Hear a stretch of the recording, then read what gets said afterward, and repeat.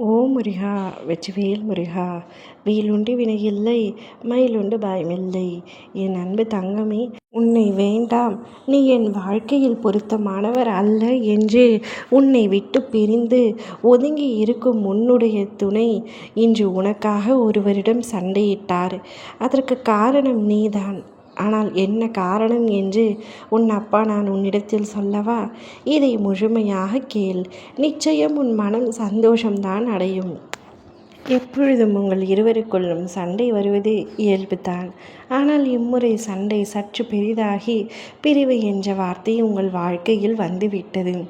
பிரிந்து இருக்கின்றீர்களே தவிர ஒருவரை ஒருவர் மறந்து இல்லை என்று உங்களுக்கு தெரியும்.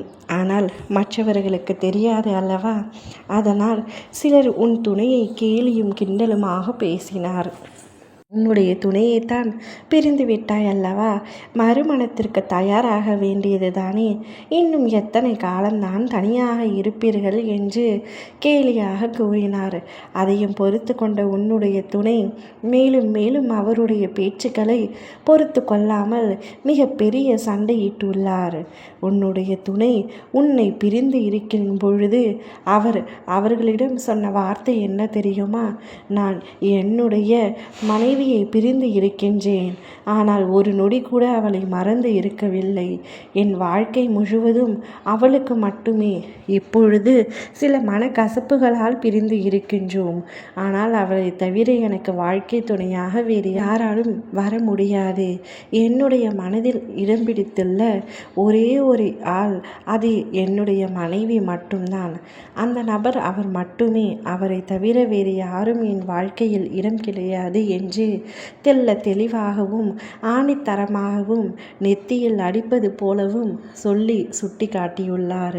மாபெரும் சண்டையிட்டு இனி என்னையும் என் துணையும் பற்றி தவறாக பேசும் எண்ணத்தை இத்துடன் விட்டுவிடுங்கள், இல்லை என்றால் வேறு மாதிரி ஆகிவிடும் என்று பல வார்த்தைகளை பேசிவிட்டார். இனி வாயை திறக்க மாட்டார்கள். ஆம் தங்கமே, நான் உண்மையைத்தான் சொல்கின்றேன். உன்னுடைய துணைத்தான் இவ்வாறு பேசியது. பல வெறுப்புகள் உன்மீது இருந்தாலும், உன்னை வேண்டாம் என்று ஒதுங்கி நின்றாலும் உன்னை மறக்கவில்லை அவர். உன் மீது மனக்கசப்புகள் எத்தனையோ இருந்தாலும், கருத்து வேறுபாடுகள் இருந்தாலும், கோபம் அளவு கடந்து இருந்தாலும் உன்னை ஒரு இடத்தில் கூட அவர் விட்டு கொடுக்காமல் பேசியது எனக்கு மிகவும் மகிழ்ச்சியை அளித்தது. அதனால்தான் அந்த மகிழ்ச்சியை உன்னிடம் பகிர்ந்து கொள்ள வந்தேன். உன்னுடைய துணை உன் மீது அன்பானவர். அளவு கடந்த அன்பை வைத்திருக்கின்றார். நீயாக அவரிடம் சற்று இறங்கி சென்று மீண்டும் மன்னிப்பு கேட்டு அவருடன் ஒன்றாக இணைய வாழ கற்றுக்கொள். அவராக உன்னை வேண்டாம் என்று சொல்லிவிட்டதனால் நீ விட்டு விடாதே. அவரை இழந்து விடாதே.